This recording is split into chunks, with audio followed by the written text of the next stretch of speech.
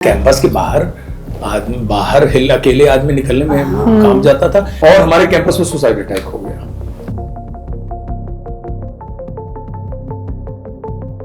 Sir वो secrecy कैसे आपने मेंटेन करी और रिलेशनशिप में भी वो अफेक्ट नहीं होने दिया? घर के अंदर कोशिश करता था कि चीजें ना आए लेकिन नहीं रुक पाती थी। But what were you thinking, मतलब जब ये हुआ कि okay I mean hit,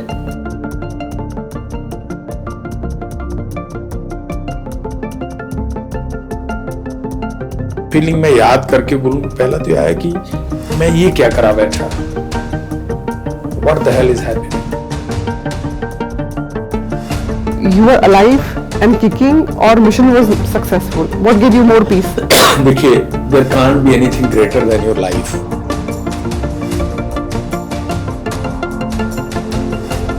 It takes a lot of courage to take a bullet. Lot of courage, lot of courage.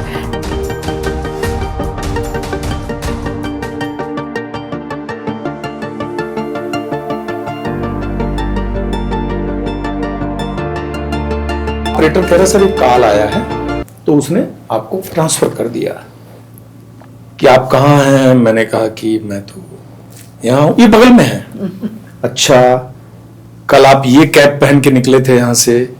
मैंने सोचा ये बात तो सही कह रही है, आपने ये यूनिफॉर्म डाली थी, आप कल बैडमिंटन खेल रहे थे, आप लाल चौक की तरफ। तो बड़ा परेशान हुआ मैं।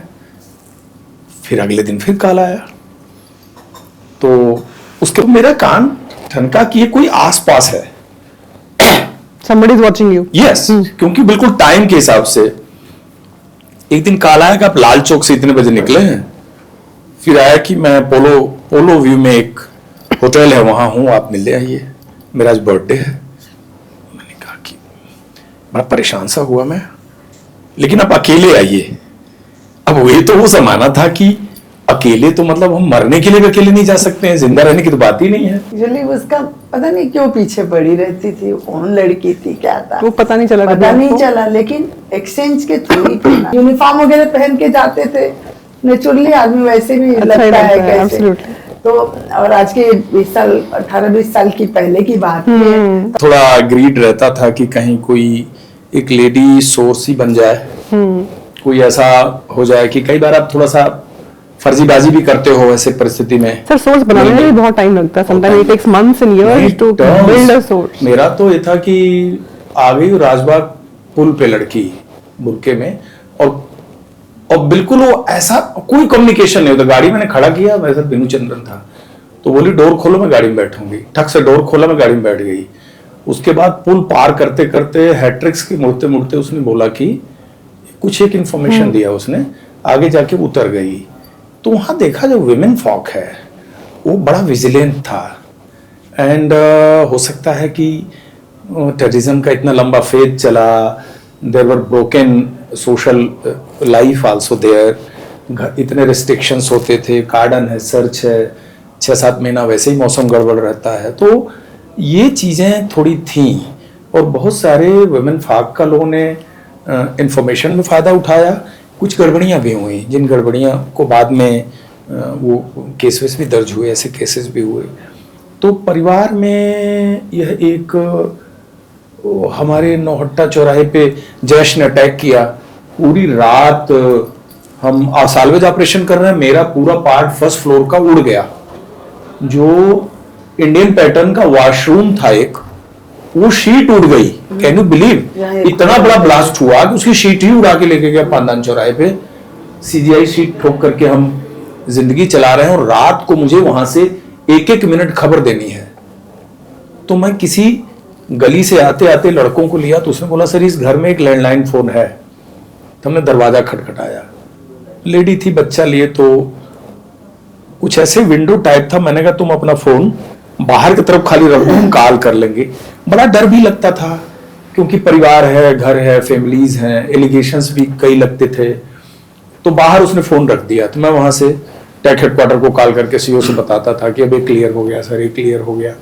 मतलब these are because you are working in the public, और पब्लिक में काम करते हुए, जैसे डल गेट पे सुलेमान बेकरी है, बहुत फेमस डल गेट पे सुलेमान बेकरी, वो लड़का आता था मिलने कई बार, अचानक खबर आई कि सर उसको मार दिया गोली। जब तक मैं गया काउंटर पे ही वो पेस्ट्री लिए गिरा पड़ा, तब बड़ा खलता था। फिर एक रसीदुल इस्लाम था बुचवारा में, उसके घर पे कितने राउंड फायर किए गया, तो खैर वो बचा हुआ था। एक थानेदार हमारे पास सुसाइड अटैक हुआ ममता होटल पे, सुडानी पाकिस्तानी टेररिस्ट थे, 4:40 पे शाम को ओपन सुसाइड अटैक, रमजान का टाइम चल रहा था। उसको हैंडल किया, मैं अंदर ही था, मैं और मेरे सीओ। जब डेड बॉडी टेररिस्ट की उठाई तब तक मेरे एक सिपाही को गोली लग गई थी, उसकी खोपड़ी चली गई। लेकिन जब पाकिस्तानी के बॉडी को नीचे में उठाने गए और एक कश्मीरी फैमिली के घर के अंदर खिड़की से मारी गोली हम लोगों ने, तो उसी मरा पड़ा था। लेकिन जब मैंने टंगे हुए कपड़े देखे और दुबके हुए बच्चे अंदर, किसी बच्चे को कुछ लगा नहीं था चोट, लेकिन उसके बाद कोई फेस्टिवल था तो उन कपड़ों में गोलियों के होल थे। तो हमें देख के लगा कि ये बताओ, अगर हो सकता है इसमें बच्चे भी ट्रैप हो सकते थे, but luckily we killed both terrorist, we lost one life. तो आपको बहुत ज़्यादा पब्लिक के इमोशन से भी मतलब वो भी आपको एक एस्पेक्ट देखना पड़ता था, यूनिफॉर्म की डिग्निटी भी देखनी है, जवानों के एग्रेशन को भी हैंडल करना है, टेररिस्ट को भी मारना है और इंफॉर्मेशन भी फॉलो अप करनी है, आपको सोर्स तैयार भी करने हैं ऑल एट वंस। और इसकी कोई सिखलाई नहीं है। There is no institution, single institution, and there is no well drafted syllabus which teaches you to handle all these things at one time and that too flawlessly कि मतलब आप flawlessly करो एक आइडियल आदमी के तरीके से। तो ये सारे कुछ एनेक्डोट्स हैं मैंने आपको शेयर किए। वहां तो शिवानी अपने कैंपस के बाहर अकेले आदमी निकलने में काम जाता था। बाहर ग्रेवल्ड रोड पे अगर निकले और अकेले खड़े हैं तो भी आप अनअटेंडेड नहीं रहते थे, आपके साथ 2 जवान होंगे, राइफल होगी, ये कोई ऐसे नहीं है सिविल पुलिसिंग की अकेले आप कार में बैठे हो चल दिए। मान लो मैं अगर मार्केट गए तो साथ में 4 आदमी जाते थे और जिस दुकान पे गए वहीं जाते थे, भाई इसी दुकान पे चलना और बस फटाफट सामान देखो और गाड़ी में डालो, तुरंत घर, मतलब कब कहाँ से कौन क्या चला दे। सर आपका profession was full of secrecy, full of adventure and full of violence. How did you maintain the silence of your profession, because you couldn't share a lot of things because of national security also, and you wanted to protect your family also, right? How did you handle that balance कि वो बातें भी नहीं बतानी है और वो silence relationship में भी ना आए, and how did you handle the person you loved the most? That was little difficult because in 2000 in the first phase of Kashmir मैं इनको नहीं ले गया 94 to 97 इनको नहीं ले गया, इनको मैंने छोड़ दिया था सिलीगुड़ी। तो 95 के समर्स में इनको बुलाया, ये पहली बार ट्रैवल करके कश्मीर आए पुलवामा, तो मैं चरारे शरीफ इनको ले गया। और चरारे शरीफ पे एक टावर सेंटर था जहां से रवीश मल्होत्रा और राकेश शर्मा जो पहली बार गए थे स्पेस में और मिसेस गांधी से बात की थी, ये ओ स्पेस सेंटर था जहां जाके उन्होंने सुना था। तो अभी भी वहां पर एग्जिस्ट करता है। तो एक बड़ा ऐसा चीज माना जाता है कि भाई ये वो जगह है। बच्चों की फोटो भी है उस पर चढ़ाने का मेरे पास। तो शी केम फर्स्ट टाइम, तो इनको पहली बार मैं गुलमर्ग ले जा रहा था घुमाने। तो गुलमर्ग ले जाते समय नौगांव के पुल से लेके निकला और रिटर्न में आया तो पुल उड़ा हुआ था। तो इनको साइड के खेत से हम गाड़ी लेके आए, तो इनको छोटे छोटे नज़ारे जो वहाँ के शोपियाँ और सारा, तो पहला समर तो ये घूम के आ गई। उसके बाद मैंने बोला आने की जरूरत नहीं है, इलेक्शन था। लेकिन सन 2000 वाले में जब मैं 2000 में कश्मीर में गया तो Kashmir was in full throttle, terrorism full throttle पे था। तो इंदौर से मैं गया था, तो इनसे बोला मैंने कि तुम 1 साल मत आओ। तो 1 साल इनको नहीं आने दिया। 1 साल तक मैं डाउन टाउन को समझा, 1 ईयर, जिस दौरान ये घटना उतना सब हुई उसी दौरान हुई थी। 2001 में मैंने बोला नहीं आओ, इनको शिफ्ट किया। शिफ्ट करने में हमने घर तो लिया एयरपोर्ट के पास कि थोड़ा सेफ एरिया था, और केंद्रीय विद्यालय भी एयरफोर्स स्टेशन वाला लिया। बच्चों को एडमिशन किया, बड़े बेटे के बोर्ड वहीं से हमारे। मैं रहता था डाउनटाउन में। इनको नहीं यहाँ रखा था, इनको वीकेंड पे बुलाता था। तो वीकेंड पे आती थी, फिर मंडे को चली जाती थी, या छुट्टियों में आ गई, या कभी बाजार साइड में आई तो राउंड मार ली।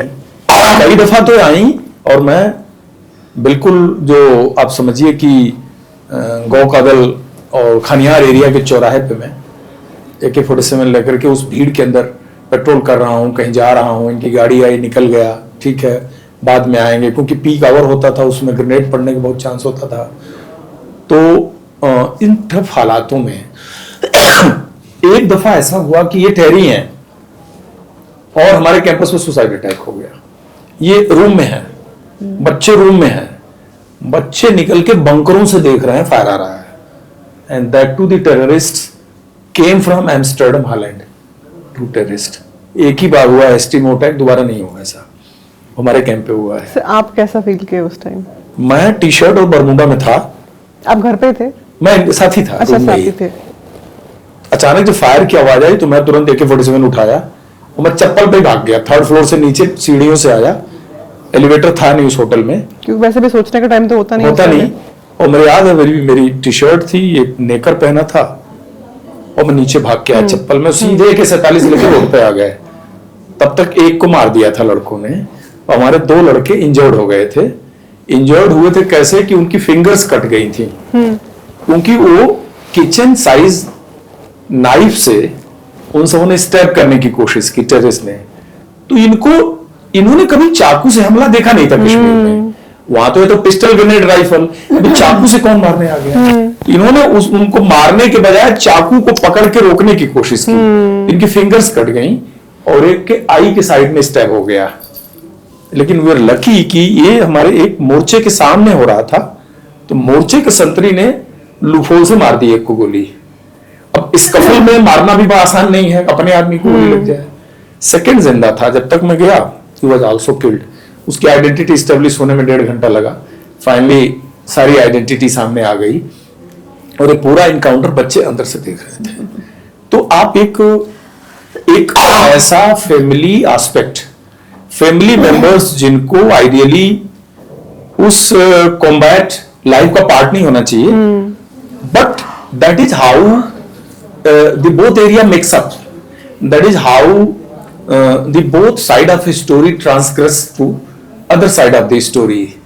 मतलब दोनों आपस में आती है जाती है। बट सर कभी आपको as a soldier, as a officer कभी गिल्ट हुआ कि मेरी वजह से my family is in danger, कि नो दिस वाज नहीं, ये नहीं कभी part of duty? Okay, part of life, और इनको भी कभी कोई रिग्रेट नहीं रहा, ठीक है। बट एक है लाइफ, मरने और घायल होने का डर सबको रहता है, अपार्ट फ्रॉम दैट ऐसा कुछ नहीं था, पार्ट ऑफ लाइफ। और थोड़ा एग्रेसिवनेस था, और कुछ ज्यादा हम लगे हुए थे, वो तो मेरे साथ था।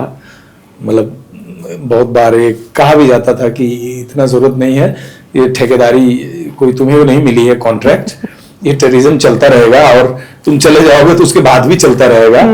उनकी बात सही है, लेकिन हमें जरूर लगता था कि नहीं, हम ही इसको खत्म करके जाएंगे। तो खूब काम किए। सर वो सीक्रेसी कैसे आपने मेंटेन करी और रिलेशनशिप में भी वो अफेक्ट नहीं होने दिया? बिकॉज प्रोफेशन तो आता ही है। सीक्रेसी ये था कि सेम कैंपस में थे, उसी कैंपस में पाकिस्तानी का इंट्रोगेशन हो रहा है, हम घर में जा रहे हैं, खाना पीना खा रहे हैं, वापस आ जा रहे हैं, फिर हो रहा है। बल्कि मारे गए गाजी बाबू, बल्कि इन्होंने देखा, हमने तो देखा भी नहीं, क्योंकि बॉडी उसके अंदर लाई गई और पूरा प्रेस कॉन्फ्रेंस वहीं हुआ। तो एक छोटा सा तो कैंपस था, कोई इंजर्ड आ रहा है वो भी दिखाई दे रहा है, हम बाहर निकल रहे हैं दिखाई दे रहा है। ज्यादातर मैं घर के अंदर कोशिश करता था कि चीजें ना आए, लेकिन नहीं रुक पाती थी, क्योंकि मुझे जो रहने का जगह मिला था वो कश्मीरी पंडित जी का घर था। तो उनके एक साइड से CGI शीट खाली थी और पीछे दूसरे कम्युनिटी के लोग रह रहे थे। तो मैंने बच्चों को, छोटे छोटे बच्चे थे तो जिस कमरे में सोते थे, तो मैं बता रखा था कुछ हो तो तुम इधर से भाग के आना, क्योंकि बच्चों के लिए गद्दा उद्दा अलग बिछा रखा था।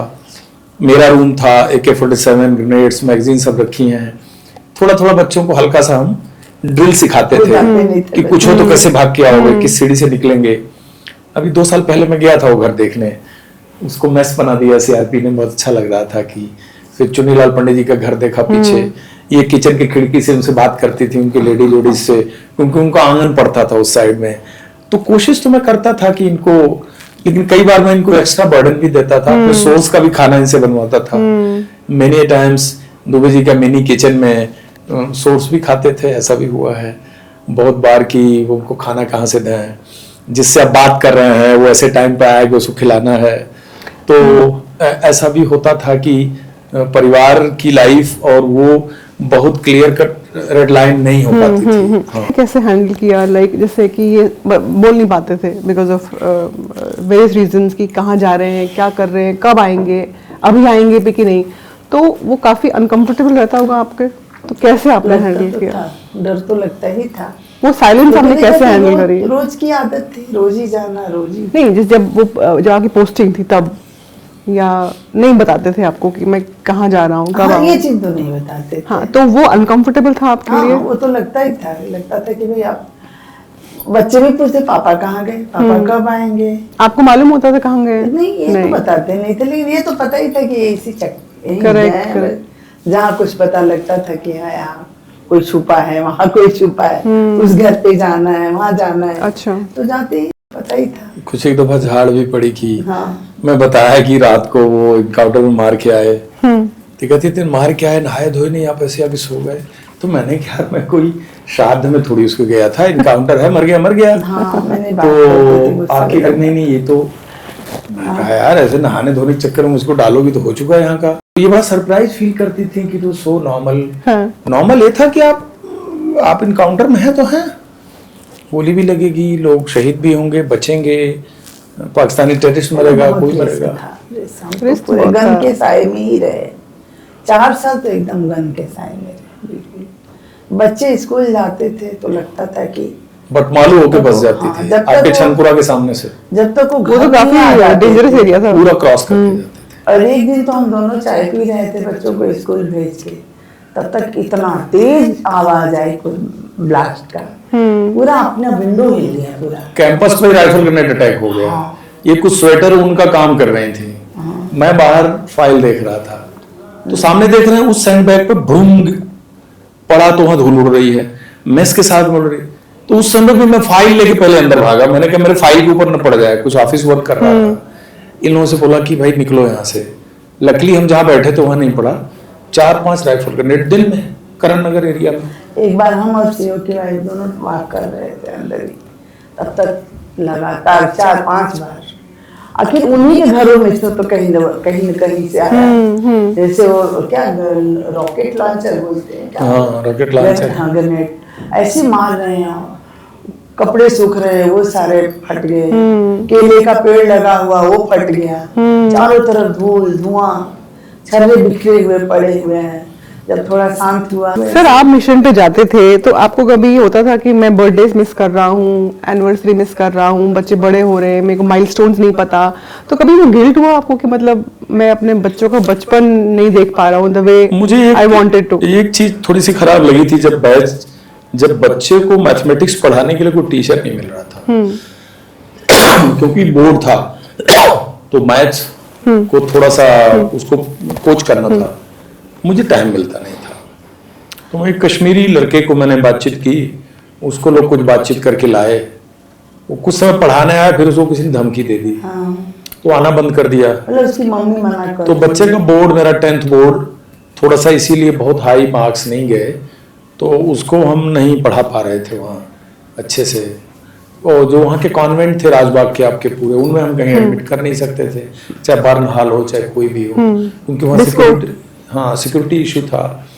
तो ये थोड़ा सा मुझे एजुकेशन को लेकर फील हुआ। कभी ऐसा हुआ था कि आप किसी मिशन पे गए और पीछे से बच्चे का बर्थडे हुआ हो? ये हुआ, ऐसी सिचुएशन तो हुई है। तो उस टाइम पे कैसा फील करते थे आप?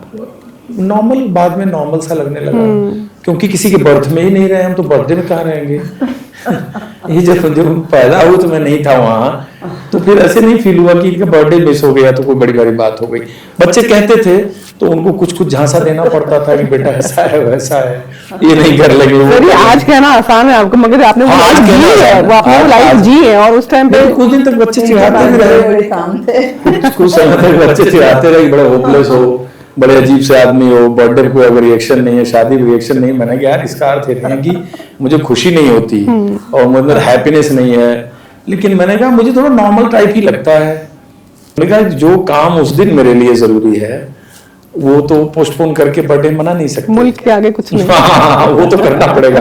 वो टेररिस्ट तो नहीं बोलेगा कि बर्थडे मना के आओ तो हम अगले दिन मिल जाएंगे आपको।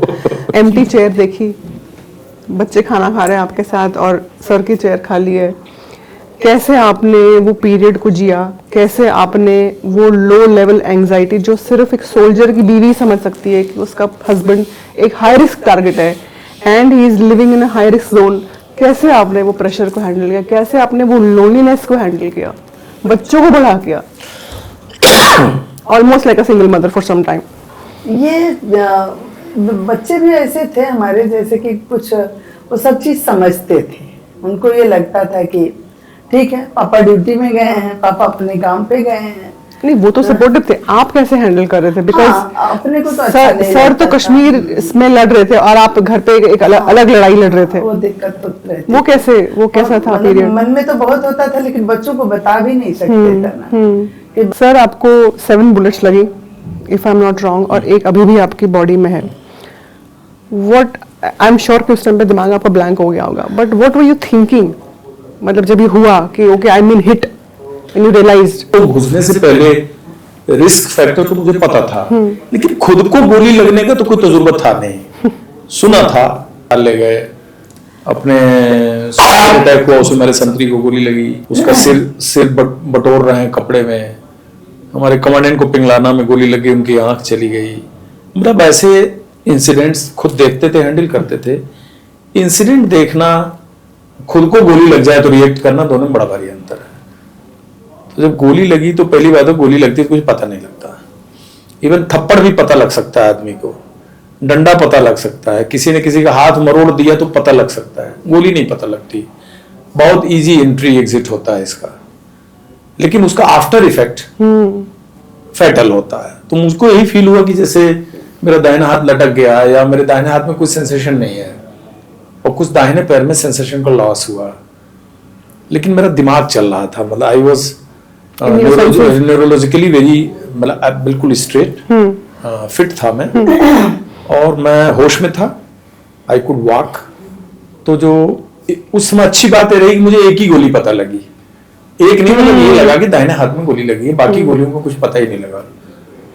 और इसलिए कि राइफल हाथ से छूट गई और हाथ बिल्कुल फैला हुआ, फट के बिल्कुल जैसे कुछ भी सेंस ही नहीं था। एक फीलिंग ये आया कि ये क्या, मतलब पहला जो फीलिंग मैं याद करके बोलूं, पहला तो आया कि मैं ये क्या करा बैठा, what the hell is happening.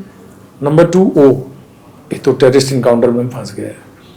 Number 3 feeling आती है कि इसके बाद लोग मर जाते हैं, तो life is cut short. Okay, फिर डिबेकिल हो गया। सक्सेस नहीं ध्यान आता उस समय। उस समय ध्यान आता है कि क्योंकि सक्सेस जो हुई वो तो बाद में पता चली आपको। जैसे अब मुन्ना स्कूल में फर्स्ट आ गया तो उसको बाद में पता लगा, लेकिन मुन्ने की जो रगड़ाई हुई वो तो उसको उसमें पता नहीं है। तो आपके कुलीग कैसे मारे गए, आप टेररिस्ट मार भी पाए, नहीं मार पाए, भाग तो नहीं गया। अंदर और कितने हैं। फिर मैंने बोला तो डेड बॉडी जाएगी गांव, तो क्रेमेशन होगा। तो मतलब I could think for few seconds about the death, what I have learned in my life, कि मरता है आदमी, ये तो ऐसे होता है वैसे होता है। थोड़ा थोड़ा आया फिर वो, लेकिन एक चीज दिमाग में चेंज कर रही थी, I am alive and I can be alive. फिर मैं सेकंड फ्लोर पर आया टहल के, सीढ़ियों से फर्स्ट फ्लोर पर आया। थोड़ा सा मैंने एक डोर को बंद किया, कुछ सेकंड सांस लिया। तो मैं सोचा कि सुनते गोली लगने के बाद प्यास लगती है, तो फिर फील आया अरे यार प्यास लग भी रही है। अब लग रही हो चाहे नहीं लग रही हो, लेकिन ट्रोमा में प्यास तो लगती है। तब तक एक नीचे से अनंतनाग का ही लड़का था, मुस्लिम, खांडे करके एक मुस्लिम सिपाही था मेरे गार्ड में। उसने बोला सर आप नीचे आओ, तो उसने मुझे सहारा दिया। मैं नीचे आया तो मैंने अपने ऑफिसर को बोला कि बी पॉजिटिव ब्लड ग्रुप का इंतजाम करो, मुझे हॉस्पिटल भेजो। अंदर एक जवान बलबीर को तो गोली लग गई है, एक को मैं टेररिस्ट मरा हुआ देखा हूं। तो उसने बोला कि दूसरा ने जंप करने की कोशिश की तो नीचे मार दिया है। और मैंने कहा 2 अफसर अंदर ट्रैप्ड हैं। और घर घेर के रखना, क्योंकि स्टेटस मुझे पता ही नहीं है उस समय पूरा, उतना पता है जो मेरे साथ, क्योंकि इतने ग्रेनेड्स उसने लॉन्च किए, इतनी फायरिंग हुई कि कान नाक से मैं कालिख निकाल रहा था अस्पताल में, इतने स्मोक के निशानात थे। पता नहीं कैसे बचे, और जिसको नहीं मरना था वो नहीं मरा। वो कारपेंटर जिसने डिजाइन किया हाइड आउट, तो कोई इंजरी उसको नहीं हुई, वो सही सलामत बिल्कुल धुला लॉन्ड्री किया हुआ, बल नीचे उतरा, उसको कुछ भी नहीं हुआ। हॉस्पिटल गए, डॉक्टर्स ने बॉडी एग्जामिन किया, उन्होंने बोला कि तो 7 to 8 शॉट्स हैं और पेट में गोली है, मुझे आपको ऑपरेट करना पड़ेगा। तो मैंने कहा कि मैं यहाँ सर्जरी नहीं कराऊंगा। I was in A position, क्योंकि वहां पे हुआ था वो, वहां पर एक अलूमर का काफी बड़ा ऑपरेशन। हाँ जी। मिलिट्री हॉस्पिटल गया, 92 बेस हॉस्पिटल, ऑपरेशन थिएटर का वो टेबल रेडी था। उसके बाद का मुझे कुछ याद नहीं है। फिर तो सीधे 11 बजे जब एनेस्थीसिया से मैं वापस रिकवर किया, देन ये GOC 15 कोर, उनकी वाइफ, मेरे डायरेक्टर जनरल, तब आपको पता चला था कि कंसल्टेट किया तो पता किया। शुरू में उन्होंने बोला कि we are very sorry that you are so critically injured, but we discuss with the doctor and your life should be saved, congratulations. तब तो पता लगा। तो ये जो मेरा सक्सेस ना पता लगना उतने घंटे, अपने ट्रोमा में रहना, and as a leader, because I was senior most, as a leader you are following a very important mission. There is a family and wife in the campus. Another officer who is trapped, उसकी wife family way पे है। एक officer जो नीचे मुझे सहारा दिया unmarried है। एक अफसर अंदर ट्रैप्ड है, उसका परिवार दिल्ली में है। तो आप समझ सकती हैं कि this was a very different type of feeling. और सर जब आपको पता चला कि फाइनली कि मतलब आपका ऑपरेशन सक्सेसफुल हो गया एंड यू कुड सर्वाइव और गाजी बाबा को भी मार दिया है और मिशन सक्सेस, तो what was more comforting that you are alive and kicking और mission was successful? What give you more peace? देखिए, there can't be anything greater than your life. तो you found yourself a live person. Truly it gives you the greatest satisfaction, and if it is added with such a great success, that's a icing on cake. उस encounter में गाजी बाबा story turn भी कर सकता था। Absolutely. That would have been a graveyard for us. Absolutely. At the stroke of 3:45 a.m. in the morning, we raided the house, and the room was of half of the size of this room, and there were 2 Pakistani armed monitoring you on closed circuit TV with night vision device. जो आपको नहीं मालूम था। Yes, and you are searching and moving inside the road जैसे you are on the mall road, and he is looking you, and he is first opening the fire. I don't think anybody could have been saved. उसके बाद 8 गोली लगती है, आप बच जाते हैं, and you are available in this world to tell your story, that to a great success, and the nation acknowledges you by giving second highest gallantry award, and the operation is considered to be one of the greatest operation in counter-terrorism operation, where leadership claims that we killed Osama bin Laden of India. It takes a lot of courage to take a bullet. Yes. Lot of courage. And I heard in one of the interviews you said कि I have so much of pain in my body that I'm like still also yes it मेरा doesn't right help. leg में इस हाँ जी। अगर आपने बोला तो मुझे याद आया इसमें पेन है। I have adopted this It's pain. part of your life now. या 23 years हो गए, आने वाले अगस्त में 23 साल हो जाएगा। तो ये पेन मेरे लाइफ का पार्ट है।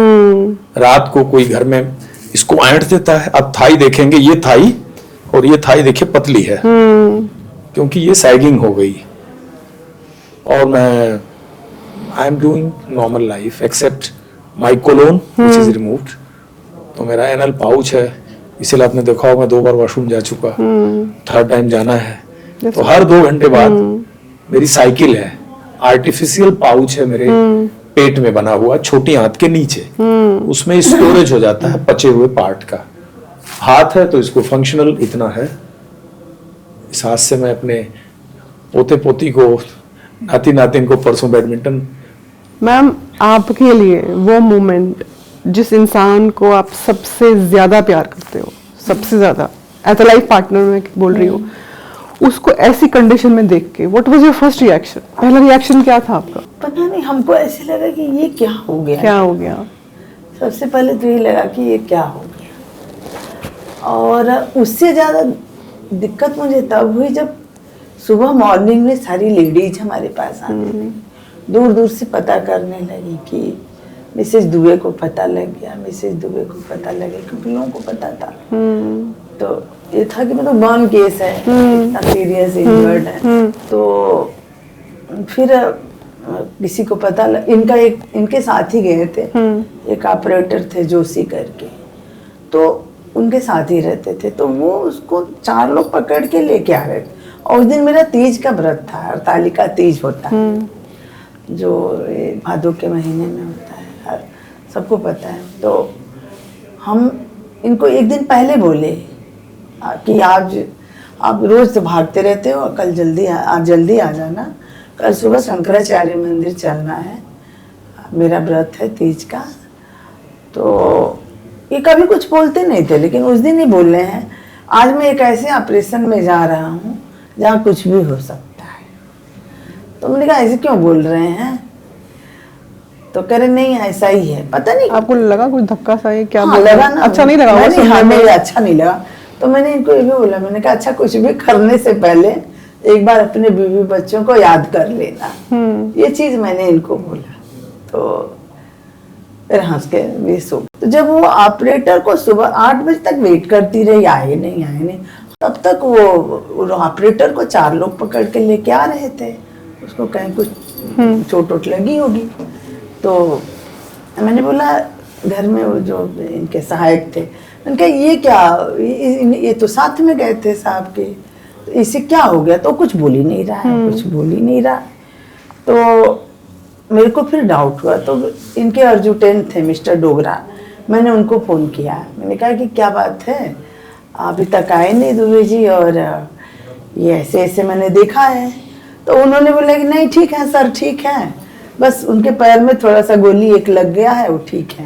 मैंने आपको मन नहीं माना होगा? हाँ ऐसे बोले, गोली पैर में गोली लग गया? बोले हाँ मैडम सर ठीक है, गोली लग गया। बेटा कहाँ है, कैसे? अब मैं पूछना शुरू की, अब धीरे धीरे, उसके बाद तब तक बाकी सब। हाँ तो फिर उन्होंने जब बोला तो हमको भी लगा कि ये क्या हो गया। तब तक कुछ आसपास के कुछ जो दूर दूर में भी जो रहते थे लोग जानने वाले, सीईओ की वाइफ और सब लोग घर आ गए। तो अब बच्चे चिल्लाने लगे, रोने लगे, मम्मी इतना सुबह सुबह सब आंटी, बड़ा बेटे का बोर्ड था, बोला आंटी इतने सुबह सुबह सब आंटी लोग क्यों आ रही हैं, कोई बात है क्या? उनको भी डाउट हो गया, अब वो अलग से रोने लगे सारे के सारे। तो मैंने कहा मुझे तो कुछ समझ में नहीं आ रहा है। एनीवे फिर हमने कहा मुझे ले चलो हॉस्पिटल, ले चलो। आपको अभी भी रोना आ रहा है? हाँ मुझे भी आ रहा है सोच के ना, इसलिए मैं बोल नहीं पाती हूँ। वहाँ बहुत दिक्कत होती है आर्मी हॉस्पिटल में, वहाँ पे पास बनेगा, ये होगा, मतलब 100 बहाने। मैंने सोचा कि ये बहाने कर रहे हैं सब लोग, कोई ले वो नहीं जाएगा, ये बुरी खबर है। तो मुझे मतलब एकदम हम सब बच्चे रो रहे हैं, सारे लोग इकट्ठे। कर्नल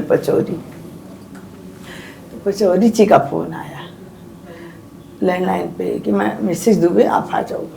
मैंने कहा कैसे? तो नहीं दुबे साहब बिल्कुल ठीक है, आप आ जाओ एक बार। तब थोड़ी सी राहत हुई कि मतलब शायद जिंदा है, तभी बुलाए जा रहे हैं। तो बस थोड़ी देर बाद, 1 घंटे बाद फिर हम गए। जब हम गए तो सर भी रो रहे हैं। वो वाला पार्ट तो मैंने देखा नहीं इनका ना। थोड़ी देर बाद जब हम गए वहां, तो फिर इनको देखा, पचौरी साहब वहीं खड़े थे सामने। पचौरी साहब बोले कि देख लिया ना आपने, दुबे साहब बिल्कुल ठीक है, ठीक होके जाएंगे। मतलब उनका ये कहना या उनका वो फोन करना मेरे लिए जैसे कि कोई मरहम लगा रहा है काम पे। ये वो पार्ट ये भूलती नहीं है उनका, कोई नहीं भूल contribution। सकता। वो मेरे कोलीग के रिलेटिव थे, तो अमरनाथ यात्रा में वो आया था कोलीग, तो उनके यहाँ डिनर के लिए ले गया था, तो मेरा परिचय हो गया था। उसी परिचय की वजह से ही वो गाजियाबाद से इस फ्रेंड ने उनको फोन किया कि वो जी वो आपके यहाँ डिनर में गए थे ना, जैश ए मोहम्मद ने धुआं उड़ा दिया था श्रीनगर सिटी, काजी कुंड और जवाहर टनल तक। नेक्स्ट एक वीक तक एम्बुश हुआ, ब्लास्ट हुआ। मैं अस्पताल में, मैं आईसीयू में हेलीकॉप्टर की गड़गड़ाहट सुनता था। क्या हुआ, कैसे काजी कुंड में एम्बुश हो गया, इंजर्ड लोग लाए जा रहे हैं। मतलब मैं तो इंजर्ड एडमिट हूं ही। उसका बैकलैश बहुत डेंजरस हुआ, उसका मारा जाना, जैश पागल हो गया। फिर आपके लिए सर से एब्सेंस, क्योंकि पोस्टिंग पे जाते थे, मिशन पे जाते थे, वो एब्सेंस ज्यादा मुश्किल थी या उनको वापस रिहैबिलिटेट करना, वापस अपने टांगों पे खड़ा करना, वो डिफिकल्ट था? Because you were nursing him ना। जैसे अभी छड़ी लेके चलते थे स्टार्टिंग में, जब तो सहारा तो चाहिए ना कुछ छड़ी का। तो मुझे अच्छा नहीं लगता था। मैं कहती थी इतना इनको मैं एक्टिव देखी हूँ, तो मैं भगवान के आगे मंदिर में हमेशा ये कहती थी, इनकी छड़ी कब छुड़ा देंगे भगवान, जल्दी से इनकी छड़ी। मैं इनको हमेशा बोलती थी, आप थकते नहीं है क्या? आप कभी तो थकने के बहाने ही आराम कर लेते। आप जब देखो भागते रहते हैं, जब देखो भागते रहते हैं। जब चोट लगी तो मुझे ही लगा, मैंने कहा कहीं मेरी ही नजर तो नहीं लग गई। पेनफुल तो होता ही ना, अगर आपका स्काउट दिमाग से सही थे। ये बहुत था, मतलब उसमें कमी नहीं था, वो फिट है। 2006-7 की जर्नी खराब रही जब कोलोन गड़बड़ हुआ दोबारा। वो सर्जरी फेज में इन्होंने काफी, वो इनका बहुत टेस्टिंग फेज था। तो उस पीरियड में किसने फैमिली को बांध के रखा? यही थे, मतलब बच्चा साथी थे यहाँ। बट ये तो बीमार थे ना, मतलब तो, हाँ, लेकिन इनके मतलब डिपार्टमेंट के सारे सपोर्ट तो था ही। और फिर आपको अंदर से वो स्ट्रेंथ कैसे आई कि मुझे वापस खड़े होना है अपने आप पे, मैं क्या था और देखो मुझे क्या हो गया? Like a fallen, you were following here for some time. मेरे साथ बड़ा कंट्रास्ट टाइप सिचुएशन हुआ। मतलब I was one of the most fit person, most active person, जो करण नगर के अंदर भी मैं सुबह घोड़े जैसे दौड़ता था। तो फिटनेस लेवल में था एकदम एक्सट्रीम पे, और गोली लगी तो चले गए हम बिल्कुल। बकिया मेरा आंसू से भीग जाता था, क्योंकि इतना पेनफुल फिजियोथेरेपी होता था। ये हाथ जो था लकड़ी जैसे था, ऐसे सीधा, इसको लाना तो मैं रो सकता नहीं था कि रोऊंगा तो बहादुरी पर धब्बा लग जाएगा, तो आंसू तो गिरते रहते थे। और फिर वैसे भी मर्द को तो सिखाया गया ना कि रो नहीं सकते। नहीं, तो लेकिन तकिया भीग जाता था आंसू से। उसके बाद एनआईए ज्वाइन करने के बाद भी मैं एक बार 5 किलोमीटर दौड़ा, 5 या 7 किलोमीटर कैटेगरी में दौड़ा। मींस की रनिंग भी होती है, तेज भी होता है वॉक, और सर्टिफिकेशन हुआ। मिल्खा सिंह ने उसको फ्लैग किया था, स्टार्ट किया था, तो मैं विब लगा के दौड़ा तो बड़ा अच्छा लगा। मैं वो सब वापस वो किया, और आपको लगा कि your life is coming back, life coming back. और वो एक एक चीज एक इंकरेजमेंट बनता गया। आफ्टर इंजरी 9 साल में एनआईए में शानदार टाइम निकाला, शानदार काम किया, इंक्लूडिंग कश्मीर हैंडलिंग कंप्लीट, पत्थरबाजी। अब 2017 post बुरहानवानी phase, cases north east 4 बार। डॉक्टर्स ने लास्ट में जोक करना शुरू कर दिया कि मैं चेन लगा देते हैं तुम्हारे पेट में। और एक बार ऐसी स्टेज आई थी कि एक्सटर्नल बैग पे ही रखना था। टोटल हीलिंग आपकी ब्रेन से होती है, दिमाग से हीलिंग होती है। इन्होंने डॉक्टर का कोट पकड़ लिया बाहर कि आप बताओ क्या स्टेटस है। और डॉक्टर ने हाथ इनका छुड़ाया, बोला मैसेज दोगे 10 दिन तक आप बात मत करना, आफ्टर 10 डेज हम बताएंगे। 19 दिसंबर 2007 को मैं डिस्चार्ज हुआ, 7 में। 2008 पूरे रिकवरी पीरियड बड़ा ये लीग है कि ये जो है शाह हबीबुल्लाह के दरगाह पे चले जाइए तो ठीक हो जाएंगे, तो कोई अजमेर से गुलाब जल भेज रहा है, ये पी लीजिए तो ठीक हो जाएंगे, कोई कह रहा है वो बाबा जी का प्रसाद खा लीजिए तो ठीक हो जाएंगे। मैं ऑफिस छोड़ा ही नहीं। मैं अपना जो स्टूल बैग को बेल्ट में फंसा के यूनिफॉर्म पहन के जाता था, और अपने ऑफिस के अंदर एक बेड बना लिया था जिसपे इंट्रावेनस का बॉटल लग जाता था, और इंट्रावेनस लिया, जो दवाई चलनी है, फिर ऑफिस में काम। खाली मैं कम्यूटेड लीव मेरी काउंट की जाए तो बहुत कम है। Most of the time I was in working condition, जहां ठीक हुआ चल देता था। सर, ग्राउंड जीरो मूवी आपके ऊपर बनी, कैसे वो मूवी आप तक पहुंची? वो मूवी ऐसे पहुंची कि इस पर्टिकुलर ऑपरेशनल सक्सेस की कोई बहुत ज्यादा कंटेंट सोशल मीडिया पे नहीं थे, और बहुत ज्यादा ऐसी चीजें पब्लिक डोमेन में नहीं थी, लेकिन लगता है कि जिस तरह से कहा जाता है कि भारत को सबसे ज्यादा अगर किसी ने नुकसान पहुंचाया तो पाकिस्तान बेस्ड जैश ए मोहम्मद टेररिस्ट ऑर्गेनाइजेशन ने पहुंचाया, आज भी 2025 तक। तो उनके लैंडमार्क ऑपरेशंस थे भारतीय सॉइल पे, और इंडियन सिक्योरिटी के लिए वो सबसे बड़ी थ्रेट है। तो वो चीज़ कंटिन्यूड रहा। इवन 2 जनवरी 2016 पठानकोट एयरबेस अटैक, तो समबडी समवेयर रिसर्च दी मटेरियल, फिर उन्होंने उसको रिसर्च किया, उस पर कुछ काम किया, कर करा के कोई 2015-15 में हमारे पास कोई यंग पर्सन्स अप्रोच किया उन्होंने मुंबई से। तो स्टोरी हमसे उन्होंने साझा की, ऐसे एज ए लिसनर सुना। उसके बाद वो मिस्टर अजरा शर्मा जो DGBSF रिटायर्ड थे, उनसे मिले, वो स्टोरी सुनी, फिर स्टोरी को वो डेवलप किए, मुंबई ले गए और वो गुमनामी में चले गए, फिर पता नहीं लगा वो क्या किए। तब तक 2018 में भी कोई आया, उसके पहले 2017 में मिस्टर सुनील बोरा जो इन्होंने एक्सीडेंटल प्राइम मिनिस्टर फिल्म बनाई थी, तनु वेट्स मनु बनाई थी, शाहिद मस्तरानी पिक्चरें बनाई थी, उन्होंने प्रयास किया BSF हेडक्वार्टर के जरिए, लेकिन कोई काम आगे बढ़ा नहीं बिकॉज ऑफ वेरियस रीजंस।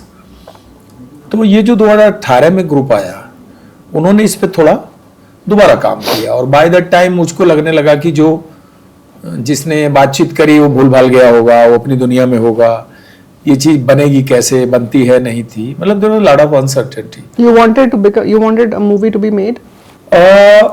चाहता तो मैं था कि बने, चाहता था बने, और मेरा थोड़ा ये था कि मैं ये कभी नहीं सोचता था कि बायोपिक बनेगी।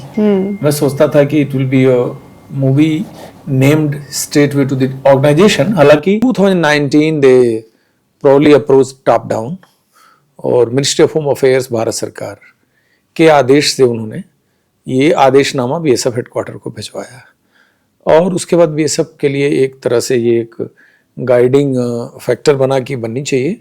And since there is MHA order, so BSF organize the complete support ground level. November 24 में पहली बार मैंने इसको ऑफलाइन देखा। सर क्या थी वो feeling as a human, not as a soldier? Human being, I was little shy, humbled, और ये लग रहा था कि मतलब ये फीलिंग आ रही थी कि अरे ये तो एक पब्लिक डोमेन में जा रही है, इसको तो it will have a millions of viewers, तो बाय नेम है, तो थोड़ा सा एक क्या बोल सकते हैं कि एक संकोच भी लग रहा था, एक तरफ से शाइनेस भी लग रही थी।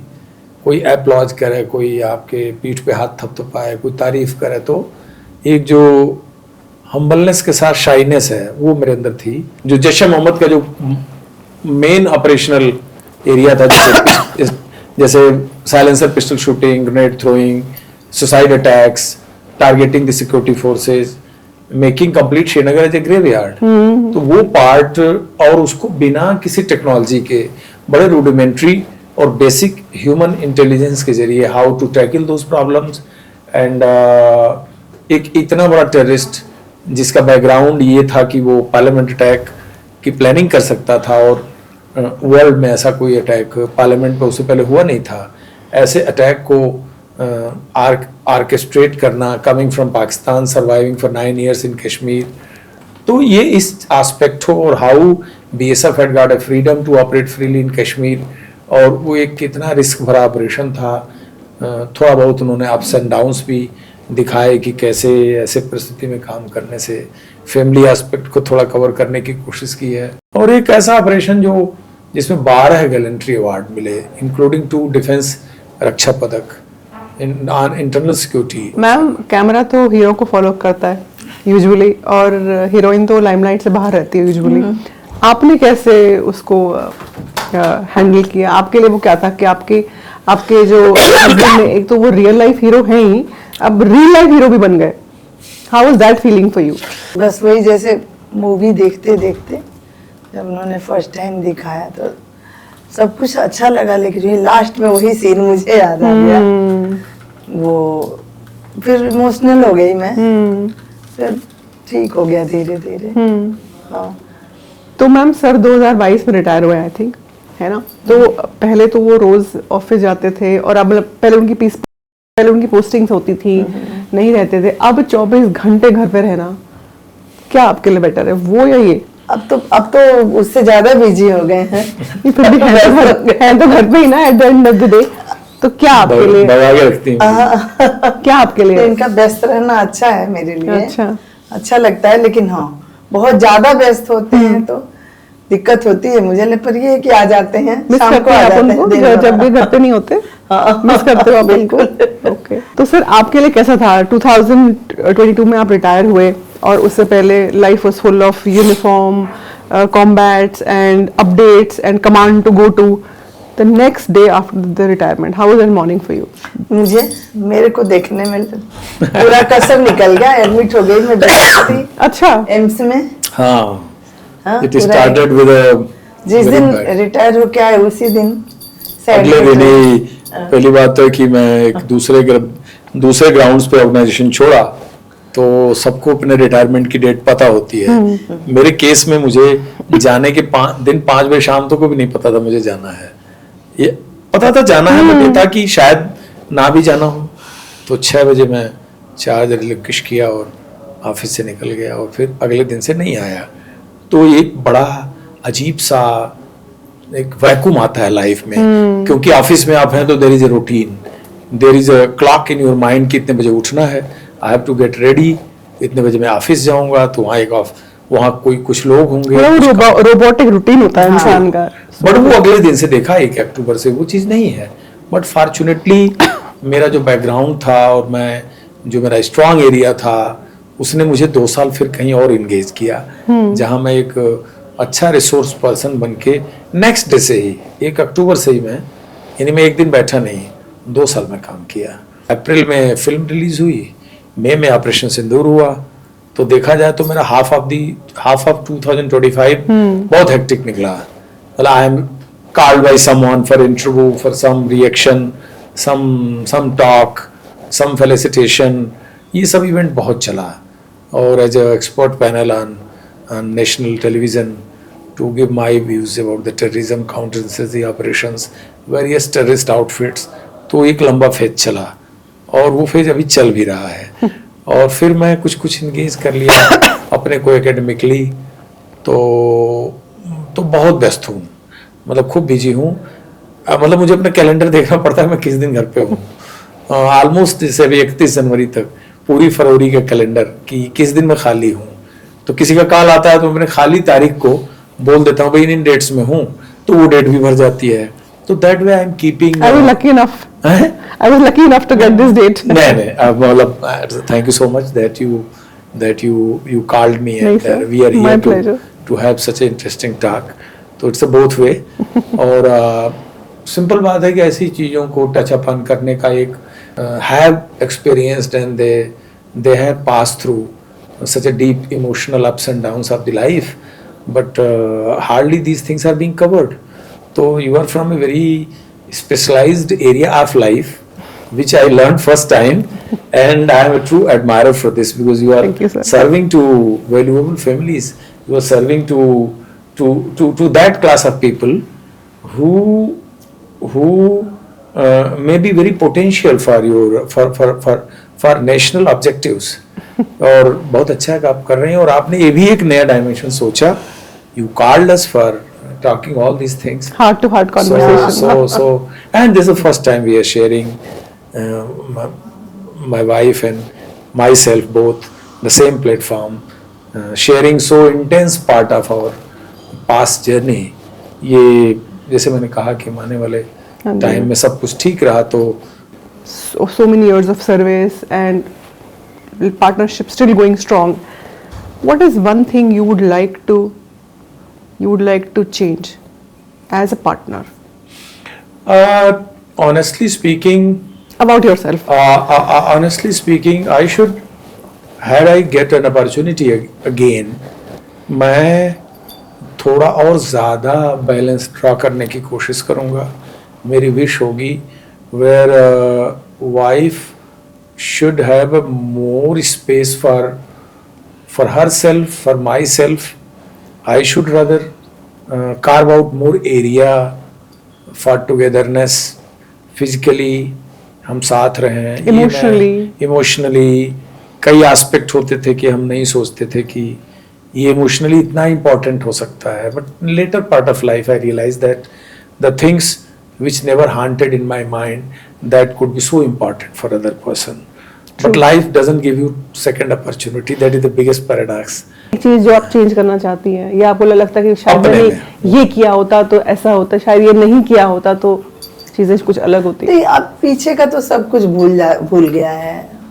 अब ऐसा कुछ नहीं है दिमाग में, बस ये लगता है कि अब एक ही इच्छा है कि हम घूमें खूब दोनों। आप तो घर में बैठने नहीं दे रहे सर को।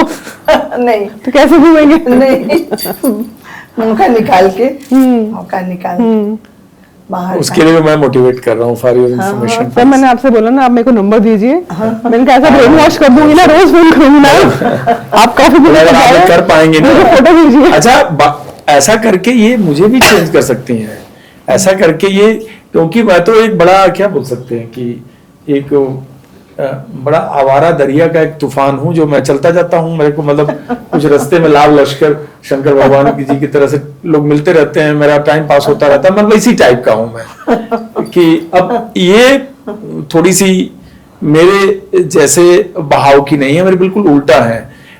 सबसे बड़ी बात है कि बहुत सारी चीज में हम एक दूसरे के उल्टा होते हुए भी एक बड़ा अंडरलाइन इशू है कि the trust factor is very intense. इनके मन में कुछ भी नहीं है कभी भी। मेरे लिए तो इनका यह है कि ये किसी से भी लड़ जाएंगी, नाराज होते हुए भी। सर यंग ऑफिसर्स के लिए आप क्या मैसेज देना चाहेंगे? यंग ऑफिसर्स के लिए मेरा मैसेज ये है कि अपने करियर को किस ऑपरेशनल पार्ट में डालना है उनके हाथ में नहीं है। कोई आज की जनरेशन का ऑफिसर है, वो पंजाब टेररिज्म को रेप्लिकेट नहीं कर सकता 2026 में। आज के जनरेशन का कोई ऑफिसर है, वो उसको कश्मीर 1990 से 2005 कैसा था दोबारा उसको फ्लैशबैक में नहीं ला सकता, क्योंकि वो हिस्ट्री का पार्ट है। लेकिन उसको ये चीज मान के चलनी पड़ेगी। वापस हम उसी बात पे आते हैं कि हिस्ट्री रिपीट्स।